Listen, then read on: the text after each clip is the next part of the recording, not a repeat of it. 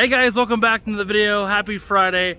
Today we're going to talk about the new fenders, the quick release, and the quick release kit. So right now we have to get the new fenders mounted, but we need to get the front bumper also mounted as well. I'm working on a few things with the bumper. I'm going to be teaming up with my buddy Spencer, who you've probably seen on the channel a couple times. He's the guy who actually ended up saving Panda from the parking lot that one day. Now, ultimately what we're looking at is we're gonna be adding the quick release tabs to a bumper fender setup, and then also the bumper's gonna get repaired. Now, Spencer's gonna help me repair it because not only did I rip the bumper off and all that, but the bumper has a bunch of scrapes on it. There's drill holes in it from the previous owner, so want to get all of that addressed. Okay, so the car is back to driving conditions like we said before. There's something that clunks somewhere up front. I gotta figure out what it is, but it only clunks at a low speed. So if I'm in a parking lot or I'm starting off from a red light, there's something that makes a little bit of a noise, but once driving, it doesn't. So that's the next thing we're doing this weekend. Now, I did check the suspension, so suspension, brakes, all that stuff seems to be fine. So there's only a few things that really could be that are left over. But with that being said, stay tuned, enjoy this quick release bumper clip video.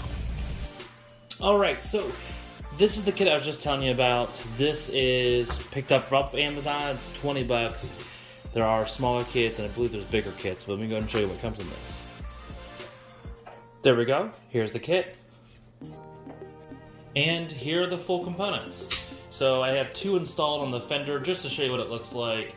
We have one that's put together, and then we have one that's broken down to its individual components. Now, the reason that you want a quick release setup like this is the other ones that people have is like the rubber band ones. The rubber bands can stretch out, they can get damaged, they could rip, you could lose them, it's just a whole bunch of stuff. This is a more safe, locked-in kind of setup, so let me show you. So here we have basically what this is, but bolted to the fender. So you have one bolt, a washer, another washer, and a bolt.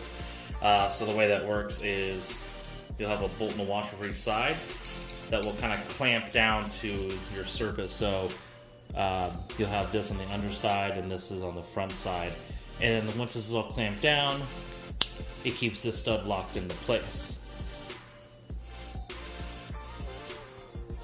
Now, obviously, you would take these caps, and on the back of it there is just a little nut, and you're going to drill out a hole, so get this to focus for you guys. You're going to drill out a hole that's big enough for this to fit, and you're going to drill that into the bumper itself. Now, the idea here is you're going to do a little bit of measuring and make sure everything's lined up correctly. But once you drill your hole, you can go ahead and slide this into the bumper cover.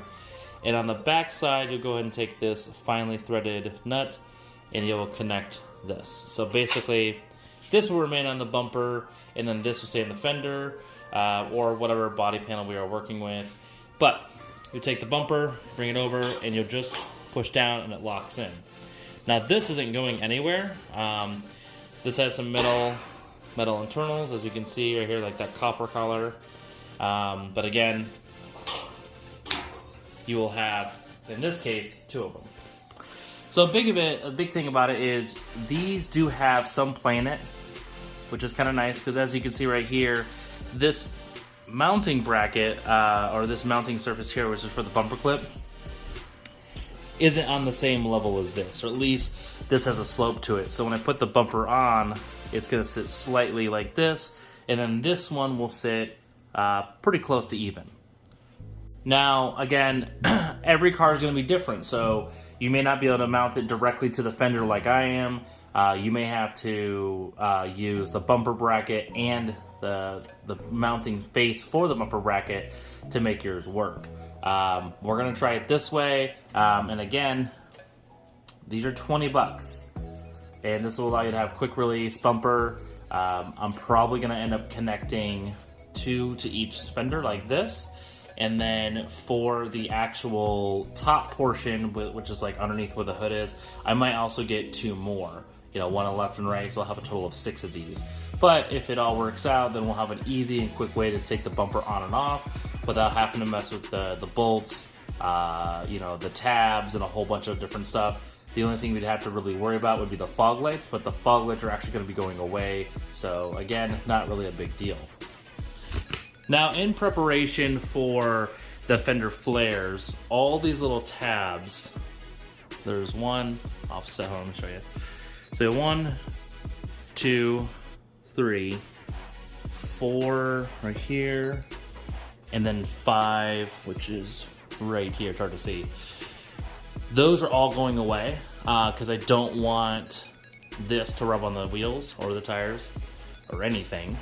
And then we're even gonna cut some of the fender away. We're just gonna keep the fender like hole where we have the riv nut, so we have a solid surface there, but we'll give some space there, but the rest of it will all be going away. And so when we have the fender flares bolted to it, we'll have as much clearance as we possibly can with it. And then, as I stated before, I'm not sure where exactly we're going to be cutting and where we're going to be mounting the fender flare, because we could mount it at the edge and just have it bolt like right here near the edge. I feel like that's not going to be strong enough. I think the metal will be too thin, so I might mount it all the way up here, and we'll have it sit something similar to this. Meaning, if we have a bolt here, we'll keep like this much space on it, but we can end up cutting all of this in between and leave, you know, a little chunk for the riv nuts and stuff. Again, I'm trying to get this to be as close as possible to what it would look like mounted. Circumference is probably going to sit something like this. Now, what's important is the reason we want to cut it, as you can see, when this is there, there's going to be a lip, and we don't want this inside lip. Here's with the light on. And as you can see, once this is on, we will have a ton of the extra fender that's underneath the little flat spots here, the little cylinders are sticking out, right about here. We won't need all this extra metal. And so once this is properly bolted down, you know, we're not going to need all of this fender. But these fenders we do need because both sides are damaged, and they're damaged beyond just the lip. The one side is obviously completely cut up to make clearance just in case, and then the other one is crinkled all the way through here and right here.